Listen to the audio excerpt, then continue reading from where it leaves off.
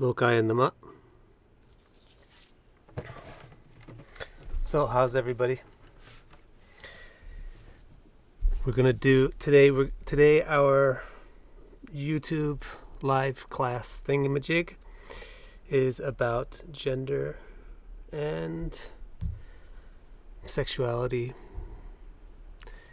So it's gonna be a real interesting one, a real good one.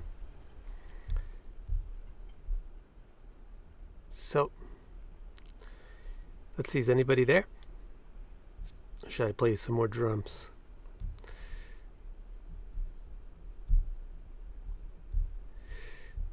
See if I can, sorry about this. There's nobody watching, that's a bit unusual.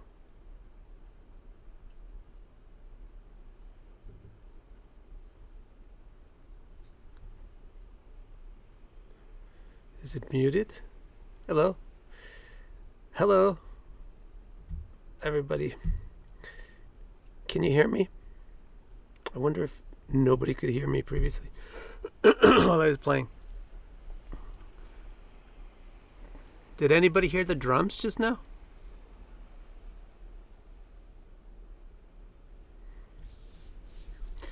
Anyway, these are all technical things, but I guess I want to know if you can not hear me, then I would really like to know that. Because I wouldn't want to be talking for like an hour and then just you have to read my lips. All right, great. All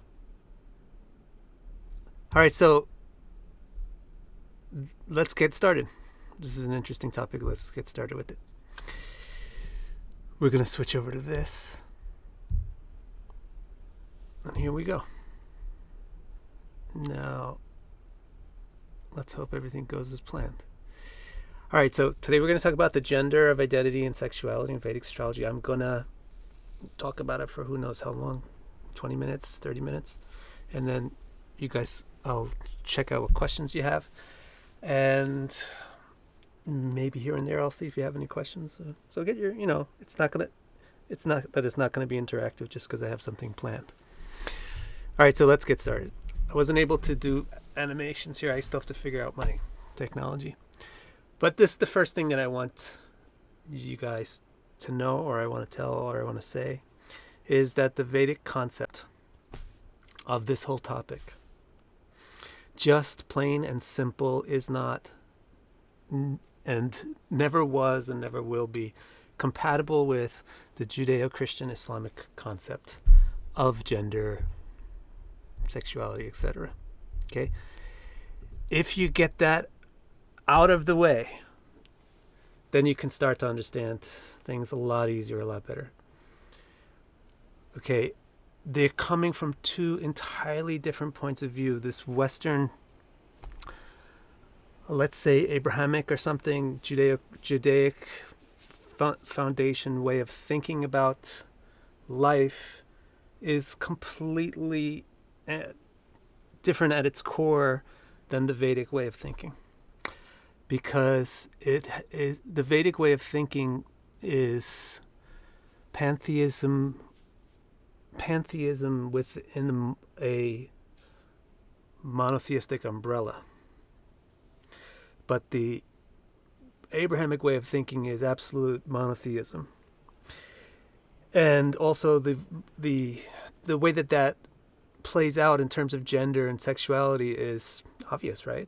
In the Christian concept, the mainstream fundamental basic Christian Judaic Islamic concept, there's going to be one right way.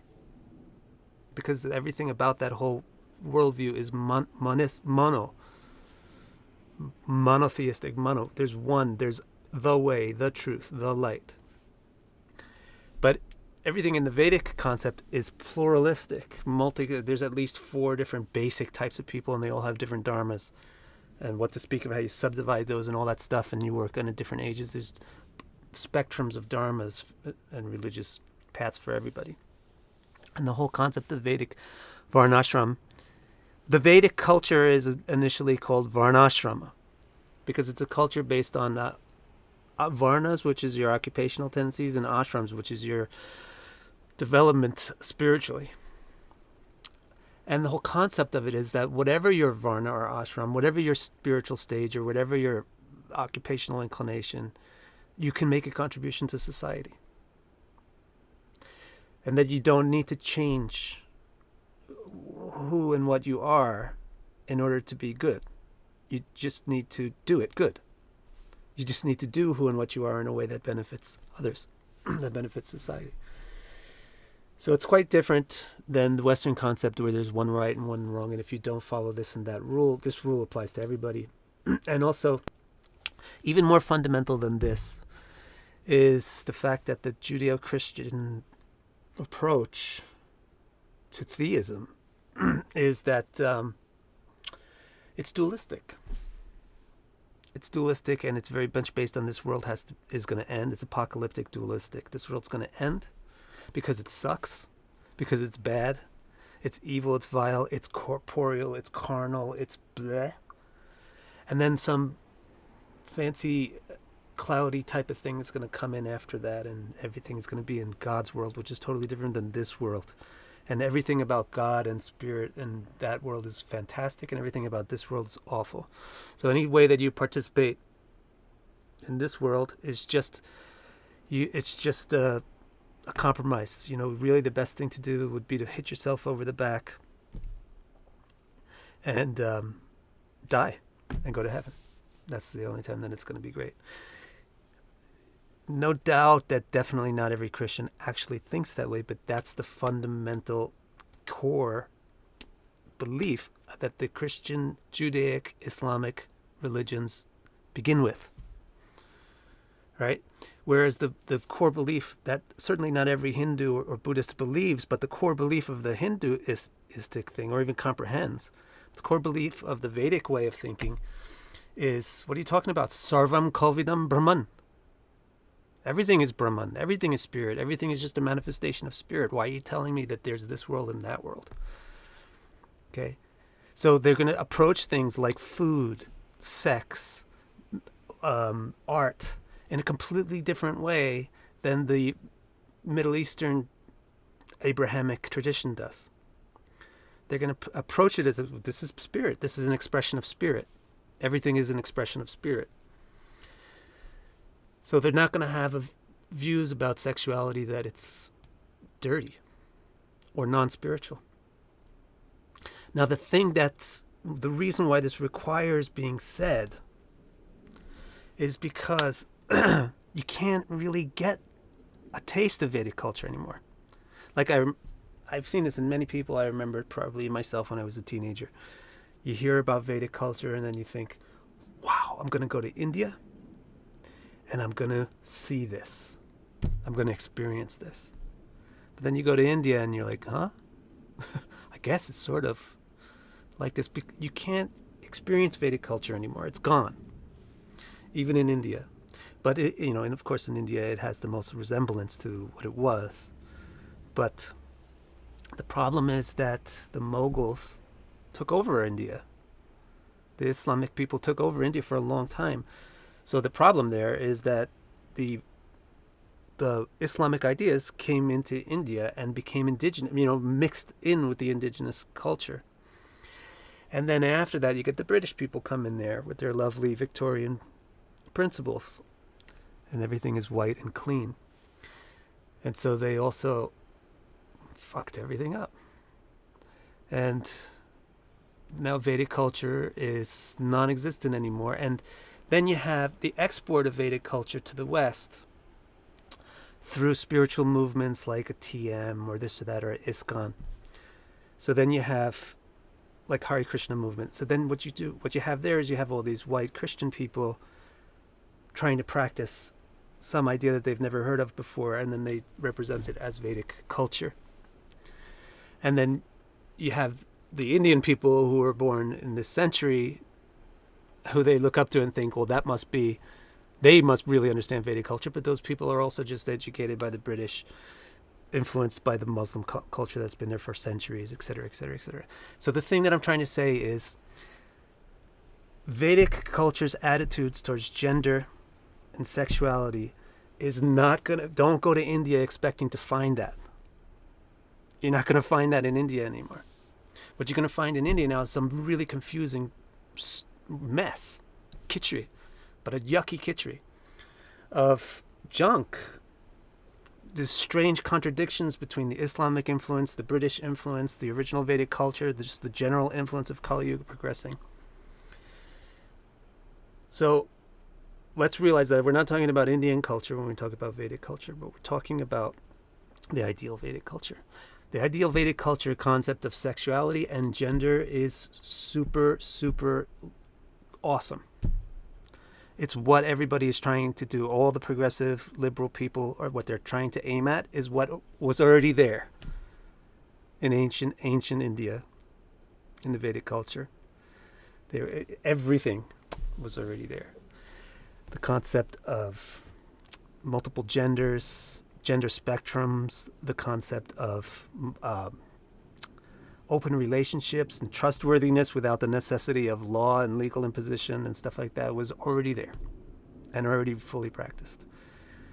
So when you come to Vedic astrology, don't come to Vedic astrology with your Victorian, British, Mughal, Indian attitude, which is like gay people have to be stoned and women should be making babies, not going to school, etc., etc., etc. That stuff is all the stuff that's been imported and implanted and pushed onto India by outsiders. But it's been so long now that the Indians have seen their grandparents do it, so they think it's their own way. And then they get pretty shocked if they go to a temple like you see here in this picture, and they see orgies depicted on the temple.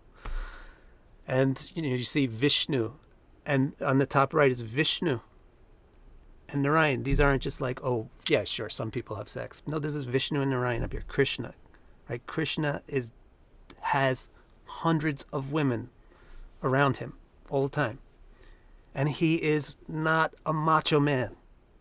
He's a guy who wears a peacock feather, eyeliner, and plays a flute, and is a freaking great dancer.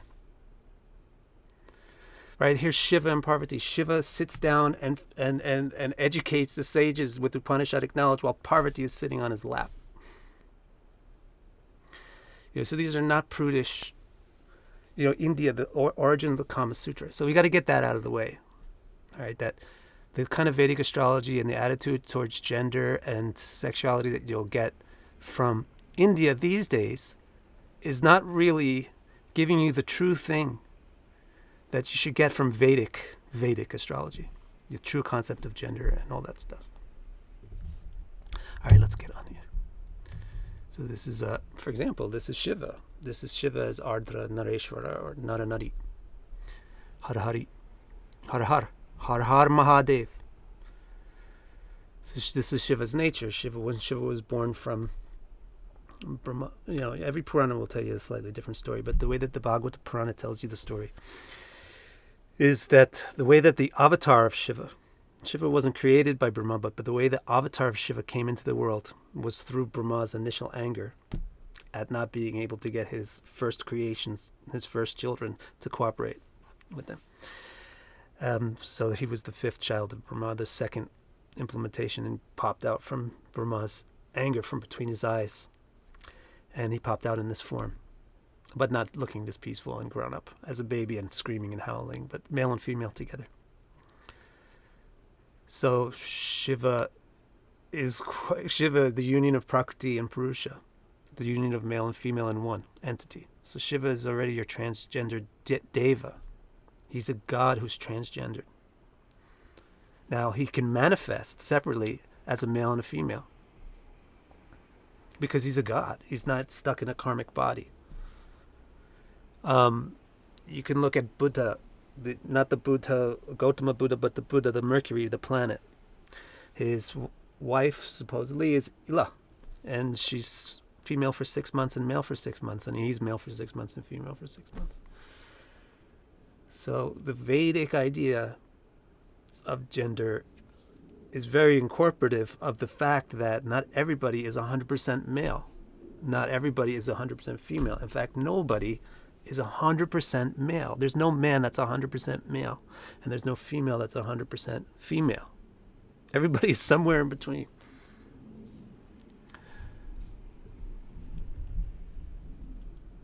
Okay, so I want to talk about gender, sexuality. The point I want to make is these guys are definitely related, but they're not exactly the same. Okay, you may have a very, very feminine male who's absolutely not homosexual at all. In fact, their femininity may cause them to be really, really in awe of women and love women. And you may have a very, very masculine man who's a total homosexual because they don't like women.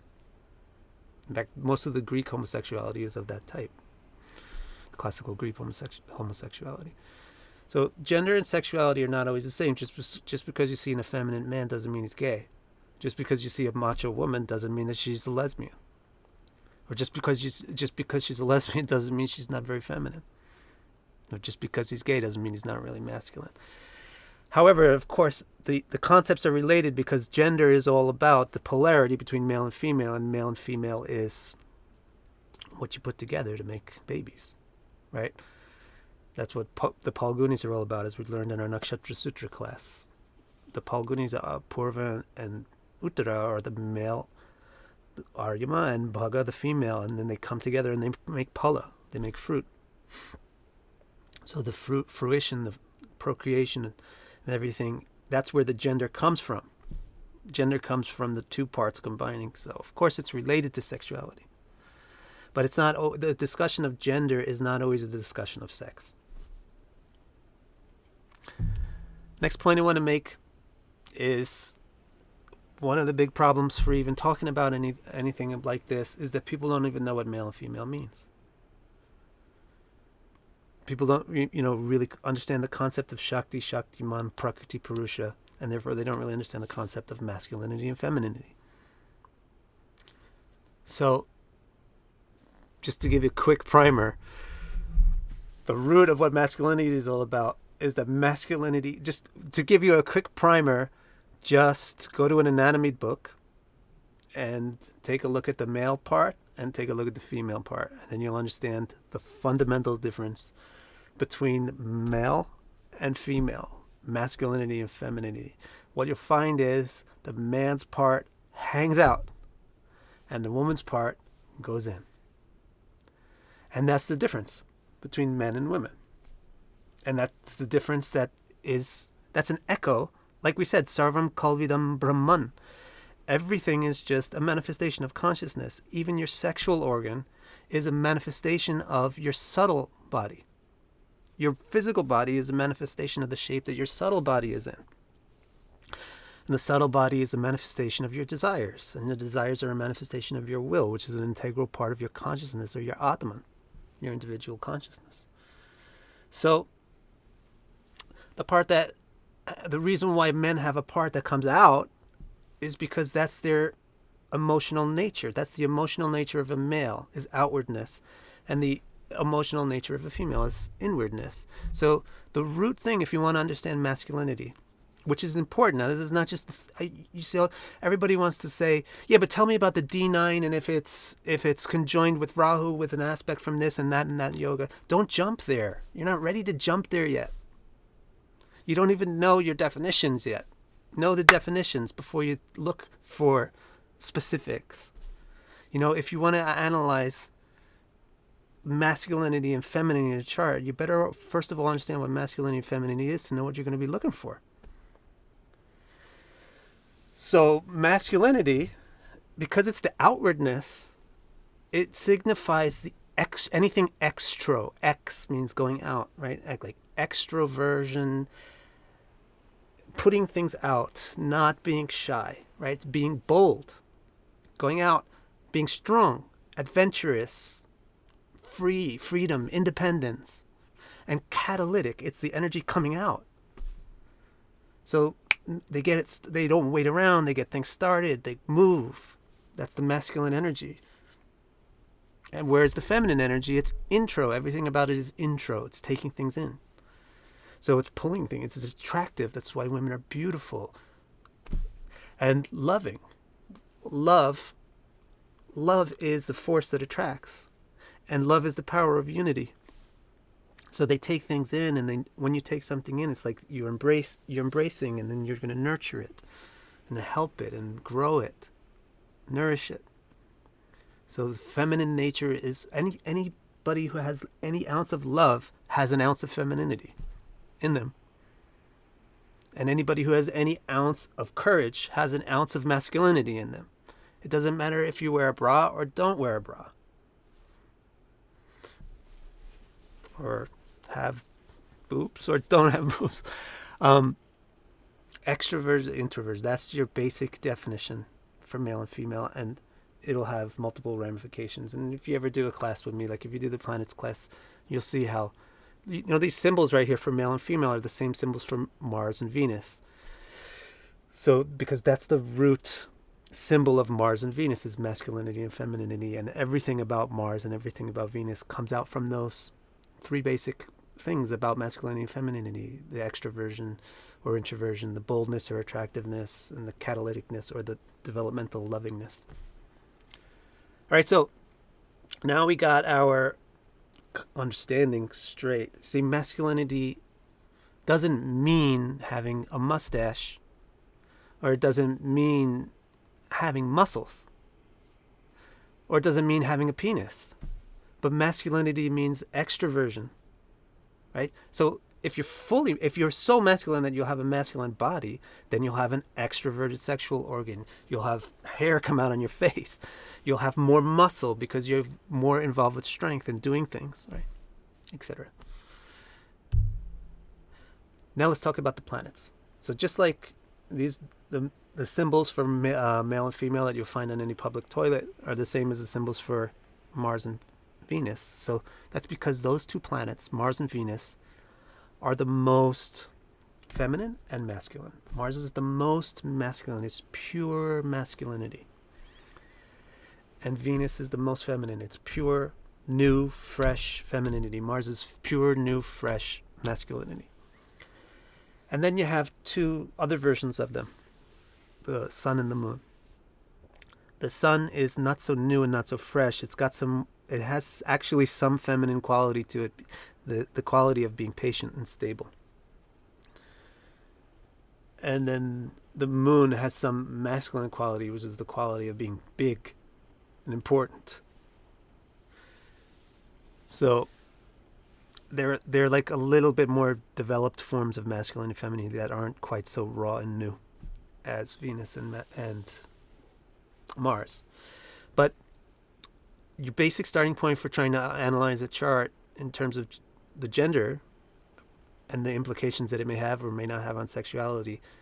See, if you're going to go with sexuality, then you're going to have to look specifically to houses that have to do with sexuality. But if you just want to understand the person's gender nature, you don't need to bring in those sexual houses. So you got to start with understanding what planets you're going to be looking at. And you want to know male and female. So the core male planets are Mars and the Sun, and the core female planets are Venus and Moon. And you know what? You don't need to know a whole lot about this and that, Karka and that, this. You just know these basic things, and you'll see amazing results from your interpretations. And the point I would like to make just one more time is that everybody has all four of these planets in their chart. Right? So I know that there's somebody out there. What is that ridiculous thing that I heard about? MGOW. Like the male movement or something. And then you also have like these extreme feminists. It's just absurd. There's not a single male. Even the Conan the Barbarian was born with Venus somewhere and the moon somewhere. Even Genghis Khan. And even Marilyn Monroe has a Mars and a Sun. And actually you're going to find in sexy women that these masculine planets are quite important. If you tell a woman, hey, wow, you're manly, she'll be like, the same way if you tell a man, like, wow, you're really girly, he'll probably be like, what the hell? But that's what attracts. It's the right mixture of things. Why is a planet exalted in a certain sign? For the same reason why you get attracted to a certain person so much. Because it's the perfect balance of all the things. It's a perfect balance of all the elements, and there's a little challenge from that sign, from one of the elements of the sign, and a lot of other things that are supporting it. So what makes a person really, really attractive is not that they're 100% male or 100% female, but it's that they've got that element of masculine, like a woman who has no very lacking prominence in the Mars and the Sun. She's not going to be sexy at all or attractive because she's not going to have any confidence. She's not going to have any showing. She's not going to show herself at all. She's not going to be inceptive or catalytic at all. So she's going to be quite boring and draining. But a woman who's got a very healthy Mars and prominent Mars, that doesn't make her manly, but it gives her masculine traits, which is extra, comfort, showing herself, comfort, boldness, strength, getting stuff started, being catalytic. Same way with the man. What musicians are very attractive because they have Venus, they have significant Venus. But they're a man, so that's what's attractive to a woman. Is that there's a bit in this sign here that I can relate to, and there's another bit here that challenges me, so I feel exalted when I'm here. That's exactly why a planet's exalted in a sign. All right, so everybody has all four. Everybody has masculine and feminine in them. Now, to speak a little bit more about the planets and gender thing, it's not just that planets are male and female. There's actually three groups and 3 columns, 3 extremes. So there's 3 male planets, 3 female planets, and 3 neuter planets. I didn't make it up. It's from Mantreshwar Paladipika verbatim. But I do pick Mantreshwar Paladipika's verbatim description because I think it's the most genius of any of the gender descriptions I've ever heard. So he says that there's 3 intensities of masculinity, or there's 3 intensities of gender, and there's 3 genders. So he says amongst the male gender planets that have male nature, masculine nature, Mars is the most intense, Sun is a little less, and Jupiter is moderate. Or I put in a parentheses here in this graphic because it's like, hey, it's also masculine. Jupiter is also masculine, even though it actually doesn't really have that much masculine nature to it. It's also a man. And then with the feminine planets, Venus is the most, Moon is next, and you also get Rahu. But it's also in parentheses, like Jupiter's like, hey, Rahu is also a woman, That might be a little bit interesting. This third gender is like the exception to the rule of that gender, where Jupiter is not really trying to go out and conquer on its own. If you mix Jupiter with Mars and Sun, then you get religious crusades and stuff like that. But Jupiter on his own is just trying to understand things and teach, give knowledge. There's a teaching nature, so that's where some maleness comes in, because it's to teach. But so you know what I'm saying? It's extroverted. See what I'm saying? The teacher has to give the knowledge out, but it's otherwise doesn't really have possessed of the male ambitions and things like that. And also, Rahu isn't really possessed of the female shyness and introversion. All right, and then the 3 transgendered planets, Mercury, Saturn, and Ketu. Memorize this stuff. If you're interested in this topic, you got to memorize this, commit this to memory. It's just the 3 columns are also there in the transgendered category. So the first column is Mercury. Mercury is the most transgendered, which is a weird thing to say. I mean, it's like saying it's the most neutral. It's easy to say the most hot, the hottest, the coldest, the neutralist. But Mercury is the most in the middle. That's where it sits in every assessment, no matter what you look at, what time of the year Mercury likes in Shadbala, anything, you'll always find Mercury's in the middle. So Mercury is the most seated in the middle of everything. So when it comes to gender, Mercury's in the middle. That's why the deity of Buddha, of Mercury, who's pictured here, is not male or female, but spends time as both. So, okay. But they would say, I've heard it said, and I think it may also be polydepic, or I may not be able to remember the source material on this, but obviously I'm the kind of guy, I don't really commit something to memory unless I thought the source material was worth it. So what I've heard was that Mercury is, the nature of Mercury's transgenderedness is like a male who has lots of feminine qualities. So that's like a male presenting as a female is Mercury. And then you have Saturn. Saturn is in the second column. The reason that I heard for this is, again, from a good source, is it's like a female presenting as a male. So it's like also a difference between Mercury and Saturn is Mercury is very young. So Mercury is like prepubescent gender neutrality. And Saturn is very old. So Saturn is like post-sexuality, gender neutrality. So when you have a Mercury, as far as this would apply to sexuality, Mercury would be more like gay. Like they're enjoying their gender neutrality. Where Saturn wouldn't always be gay. It can be when you get with 8th house and stuff like that. But Saturn is more like just done with genders.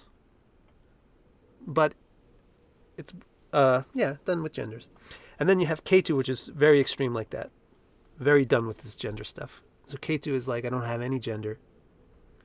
And I'm not interested in any sex. I'm just, it's completely withdrawn from that whole field. So remember these are essential. This is really your only theory that you really need to know. Because you know every planet also owns a sign. So now not only do you know about the planets, but now you can make interpretations based on the sign. The sign that belongs to Saturn or Mercury is likely to create a gender unusual situation. Like Aquarius, Capricorn, Gemini, Virgo. If you're putting Mercury and Saturn in there, great. It's very, very healthy. If you're putting... All right, I guess now I have to introduce this other important fundamental principle, which is how you mix things. If things clash, then that's like confusing or unusual. So if you're putting a male planet in like a very feminine sign, like Libra, Taurus, so if you're putting Mars in one of those, then you're starting to get interpretations where you're seeing the male, the extra version of the maleness is going down, it's not there, or it's becoming unusual. And the other principle that I have to teach you or tell you from the beginning is you can't isolate. Okay, you have to look at a whole picture. But we'll actually look at a chart, because here's a chart submitted on request for this very topic. So somebody gave me this chart and said, "Can you please analyze this chart in terms of the gender dynamic of this chart?" Because this is the chart of a person who, from a very, very, very young age, without any question or doubt, although female, biologically, has no hesitation whatsoever about knowing that the gender that they want to express themselves as is male. So they've always, from birth, basically from as old as they could really express themselves clearly, they've been openly saying, I'm a boy, actually. So take a look at this. There's your planet, Saturn. It's at 29 degrees of Libra, so it's exalted. It's an important point to take this into account. Saturn is at 29 degrees of Libra, and the 27th degree of Libra is ascending. So we know, even if we don't do Shadbala calculations or all that, you know that this Saturn's got to be pretty damn important in this chart, because it's 2 degrees away from the ascendant. And what's that planet? What's Saturn? Saturn is the planet who's a female presenting as a male. Now, it just so happened that that's the first thing that pops out from that chart. If this is a blind chart and nobody tells you that this is a female presenting as a male, you're not going to, the first thing you say about Saturn and Libra close to the first house is not going to be, well, I bet they're transgendered, or, of an unusual gender. Maybe they're, even though this is a woman, maybe she's very manly, or she doesn't relate to the femininity of herself, or doesn't relate to the female gender. That wouldn't probably be the first thing you say, you got to admit, right? You would say other things like they have great logic, they're very disciplined, they're very detached, they're hardworking. You'd start off with that. But when you'll start piling things on, and you'll see how things resonate, like if you hit a string on one guitar and then the other guitar starts to go vrrr, then you know that you're onto something they're in tune with each other. So when we start piling things on of this chart, we'll come back and we'll see like, oh yeah, that's what this means. This really supports that. So that's the first very significant bit. I mean, the most prominent planet in this chart is a bigendered planet. It's right on the ascendant, when the ascendant is very much manifest, obviously, in your life. The other thing that's very interesting in this chart is it's an exact Purnima. And by the way, this birth time is very, very reliable, personally observed by the parent, and this is trustworthy, even the Shashamsa and all that stuff. So this person's born on a Purnim, right? You can see how the sun is at 18 degrees and the moon is at 18 degrees. It's the full moon of Purnima. Now that's interesting.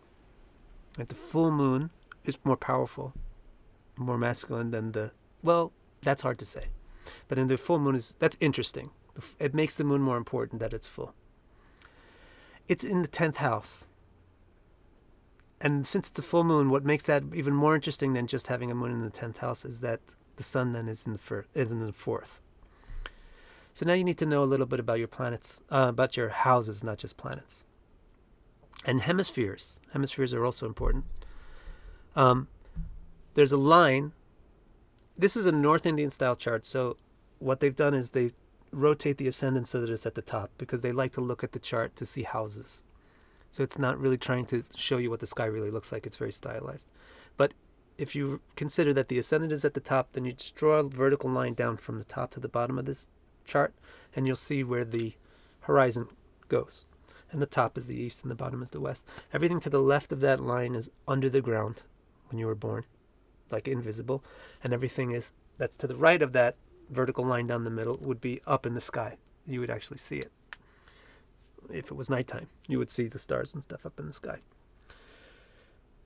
So the houses are based on the horizon, on a grand cross, a cardinal cross built on the horizon and the zenith. So all the houses, anything that's underneath the horizon has feminine nature, and anything that's above the horizon has masculine nature. As the hemispheres. The hemisphere is a feminine hemisphere and a masculine hemisphere. So because the feminine hemisphere is in, the bottom is feminine, and because the masculine nature is out, then the exposed part, the sky that you can see, is the masculine part. Now, of all those hemispheres, there's going to be 7 or 5.5, or 6 or something, 5 and 2 halves of signs in each hemisphere. But if not signs, signs or houses. But if all of those houses in each hemisphere, the root, the anchor of each hemisphere is 4 and 10. That's where the Grand Cross is. That's why these houses are big in a North Indian chart. Because this is the Grand Cross. This is the anchor. So the 4th house really is feminine, and the 10th house really is masculine. And what this person has is them switched. Right? The moon, which is the feminine thing, is in the 10th house, and the sun, which is the masculine thing, is in the 4th house. You can also say it's with Mercury. It's not that close to Mercury, though. I wouldn't bring that out as a big point, maybe a small supporting point. But a big point here is that the thing which wants to be in the 4th house is in the 10th, and the thing which wants to be in the 10th is in the 4th. Now couple that with the fact that Saturn is ascending. is right on the ascendant. Now you'll start to hone in on that, even if it's a blind reading. You'll start to hone in on some gender dynamic going on here. And what I mentioned before is, well, this Saturn is exalted. So not everybody who's not a normal gender is messed up. Some people are messed up by it. It's not very easy to exist in a world that doesn't accept you, or where a majority of people don't understand you or accept you, or we have to hide things or whatever from a majority of people. It's not easy to exist in that world, so it's easy to feel messed up when you're not normal. But not everybody who's not normal is messed up. Some people who are not normal are perfectly fine, or even better than perfectly fine. So this person, the indicators of their gender unusualness are quite good. There's an exalted planet indicating it, and then there's a Sexuality planet. Moon is in Cancer in the 10th house, indicating it. So this is a case where this person is not gender normal, but that's totally cool. That's totally fine. They're going to run with this. It's going to be fine for them. Let's see if there's anything else on this chart. And also, I think I want to mention, let's look at the most extreme male and female planets. Mars is in Virgo, Mercury sign. Venus is in Aquarius, Saturn's sign. So remember what I said about the planets and the signs. Your planets are bigendered, and then the signs that they own will also have that bigendered influence. So, and then remember what I said about you want to look for the clashes or the extremes, or you want to look for an extreme when you put symbols together, clash or sameness. So you got Mars. I don't know if you guys are going to have a chance to ask any questions today. I'm sorry. You got Mars, who's very, very male, and he's in his position is in this bigendered sign Virgo. So that's a significant clash. Another planet in Virgo doesn't have anything to do with bigenderness, but Mars in Virgo does. Okay, because Mars has a lot to do with masculinity. Similarly, Venus in Aquarius. Well, Venus is your mega feminine symbol, and it's in Aquarius, which has to do with bigender. So if you just see a Mars in Virgo, it doesn't mean that the person has a gender abnormality. But of course, they will have something about them that's unusual with their masculinity, will be dampened or muted a bit or changed. But it's just one thing in isolation is not helpful. You can never try to understand a person just by looking at one thing in their chart. You got to look at bunches of things. And then where you find bunches of things coming together in a common theme, that's where you can say something confident about the person. Okay.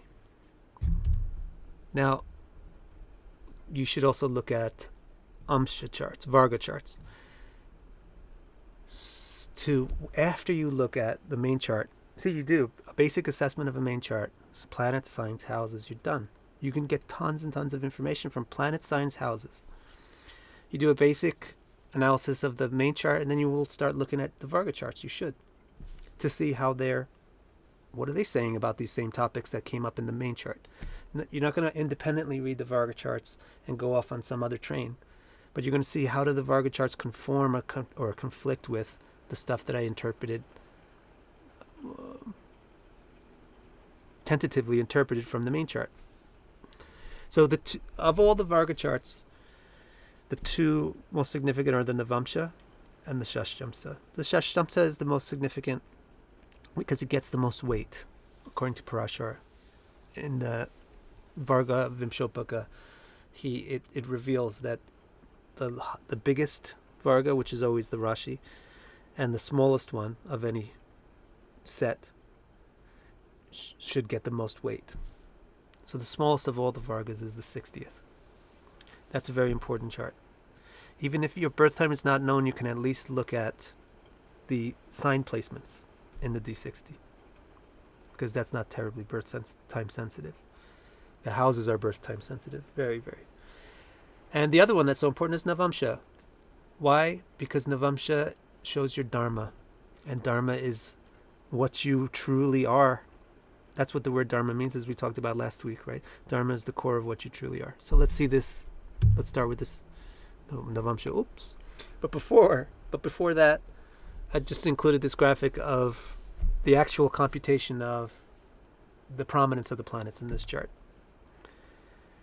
So this is another thing to take into consideration. Maybe you have a planet that's indicating something, but if the planet is not prominent, then the thing that it indicates won't be that prominent in the person's life. So if this Saturn and the swap between the sun and the moon if these planets turned out not to be very positive when you calculate Shadbala and the alignments of all the things, then it would be a subtext of the person's life that they don't really identify with their gender. But in this case, Saturn and the moon are phenomenally more prominent than the rest of the planets. So those two planets were really the key pins in that previous slide that we looked at and understanding the interpretation of this chart. So it's going to be a very prominent thing in a person's life. So you also have to think about the prominence of the thing that you're interpreting. Now let's look at Navamsha. This is very interesting, isn't it? You'll always find the thing about this person that makes them quite unique is because they have an exact Purnima and they almost have Saturn exactly on the ascendant. In almost all the Amsha charts, you'll still have the sun and moon be in the Purnima thing. Be opposite to each other, and you'll almost always have Saturn on the ascendant in every Amsha chart. But that's just an interesting thing. Now, look at this Navamsha. You have the rising sign is Gemini. It belongs to Mercury. So the rising sign in the Navamsha helps you to see what the person really feels like, really is like, and can't change, will never change about the person, will only grow to be more well understood as they go through life. Saturn in Gemini. That's actually a good thing, pointing in the same direction. Saturn is the transgender planet. It's in Gemini, a transgender sign, or a sign that belongs to a transgender planet, rising in the Navamsha. And the sun is there too. So it's like having Mars and Virgo in the previous chart. Here we have sun in Gemini. And then another interesting thing is that it's flanked. The ascendant is flanked. These are important concepts, basic concepts, kartarti, the flanking of things, the scissoring of things. So this is Navamsha ascendant is flanked by the male planet and the female planet, the most male and the most female. Right? So it's telling you, seeing the flanking of the most male planet and the most female planet of the ascendant is telling you, hey, you know how Gemini could be about 105 different things, but you know that thing about that Gemini is about gender? That's probably really important because it's being flanked by these two super gendered planets. Right? Oh, and see, now take the interpretation of Saturn and the sun in Gemini as being pretty important in terms of its gender implication, because you're being flanked by these two planets. Okay? So in addition to the stuff that you see in the main chart, in the Navamsha, you see Saturn is again rising and it's in Gemini. The sun is there and it's flanked by these two gendered planets. And then Shashtamsa. Look at that. Okay, there's Mars and Aries. Can you get more male? You can't get more male than Mars and Aries, and it's rising.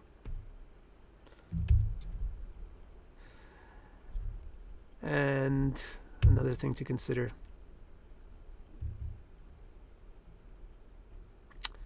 Another prominent planet. Again, also gender is obviously prominent in this person because here Mars and Venus are both in Kendras. And Saturn is also there. And guess what, Saturn? Well, you're not supposed to do aspects. Theoretically, you're not supposed to do aspects in the Varga charts, at least according to Ryan. And Ryan Kurzak, and he has a pretty good logic for it. I'm not 100% certain that I agree, but I think I agree.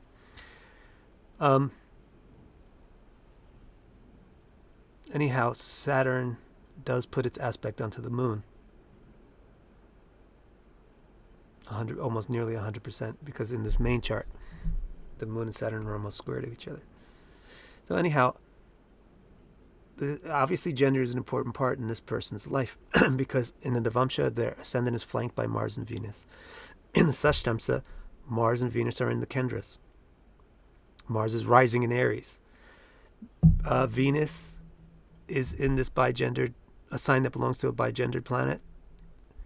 And the Sun, the very masculine one, is also in this bigendered planet. Okay? Now, so what did I try to do there? What I tried to do was talk about, teach you, show you the fundamental symbols involved in understanding genders, and then give you an example of how easy it is, really. I didn't look at this chart before an hour and a half ago, and it wasn't pre-planned. Like I didn't think, oh look, I found the perfect chart to explain these things, or like I didn't reverse engineer these techniques from this chart or anything like that. So one thing that I'm showing you is you don't have to go off and learn 155 techniques. You just learn your good techniques really well, and you'll be able to do anything really well in astrology. And I wanted to just give you the basic techniques for this particular topic, which is understanding the gender, the triplicate genders, the 3 types of genders and the 3 intensities. So let's see if there's questions.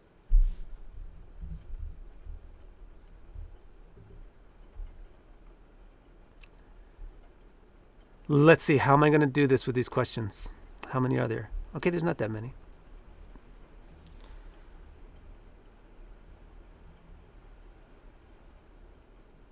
John V has an interesting question. Okay, I didn't say anything about nakshatras, right?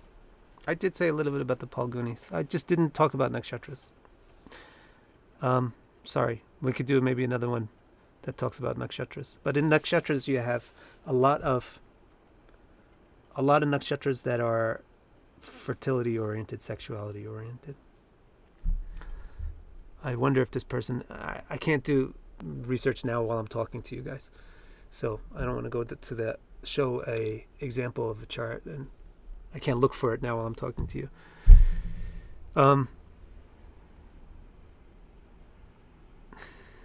So things that get into Mridu nakshatras or the sexy nakshatras, which, you got to know the red ones. You have to learn your nakshatras, and I don't have time to explain it now.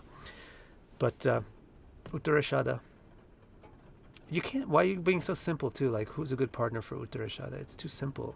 If you're going to watch an astrology video, sorry, John. If you're going to be watching an astrology video, then don't get stuck with pop astrology. Like, you get into the details of how you do compatibility. Even just if the sexual animal of Uttarashada doesn't have a mate, an ideal mate, then that's one aspect of your relationship that's maybe not so ideal.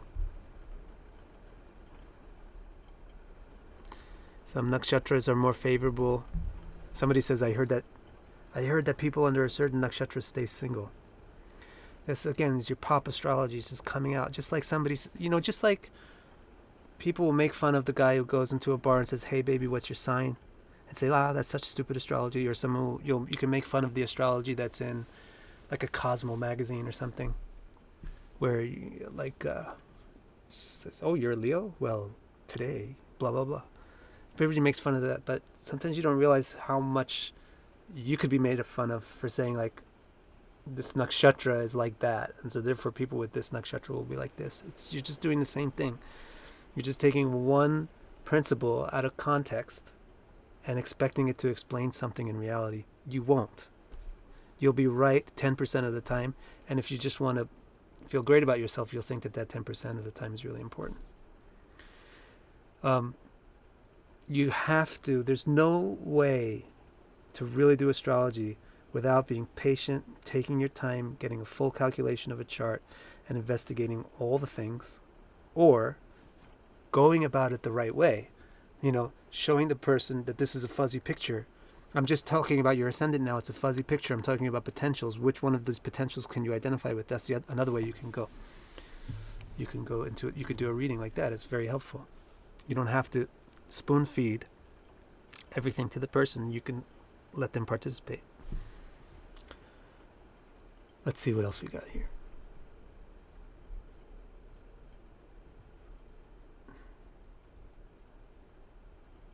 Yeah.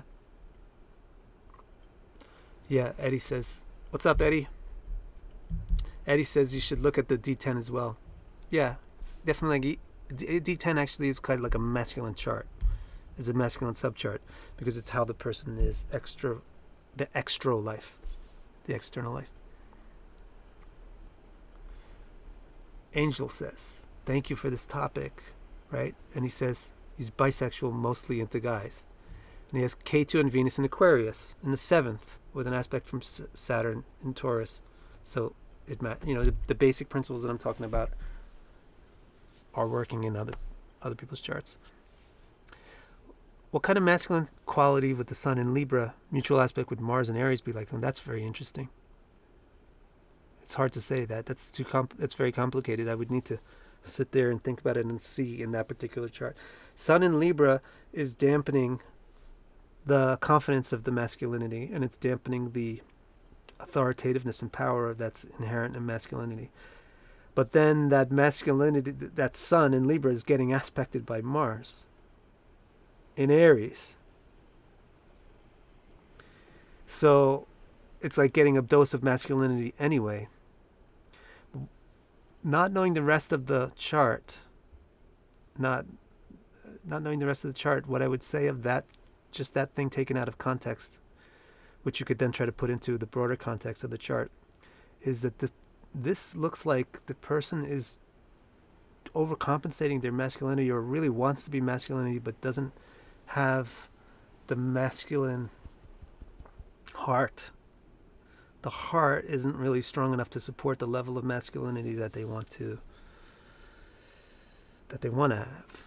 That's what I think. But in cases where you get into specifics, like what about this specific combination of things, then you need to look at that specific chart and really think about that individual chart to see how it's working out.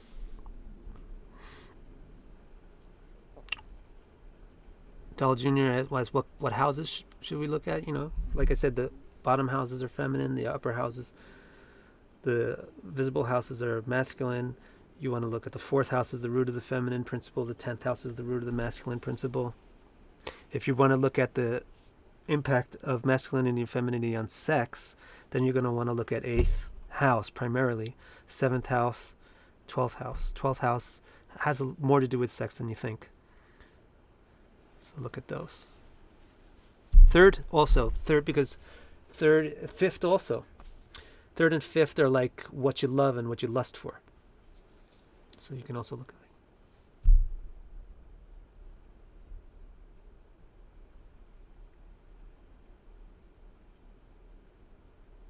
All right. Cool. I think we'll stop. I had fun. I hope you enjoyed this. Yeah, many people said thank you, so thank you to the people who said thank you. Thank you for your thank yous. Thank you, Gaurapriya. Glad you liked it. Thank you, everyone. See you next week. Oh, you know what? So next week, I haven't planned a topic. So next week what we'll do is we'll go back to the old-fashioned style where I go like this and count to 10 or something, or chant a mantra, and then open my eyes and see what question I see first. So we'll do that again next week, a random questions thing. All right? Okay, everyone. Har Har Mahadev. Radhe Sham.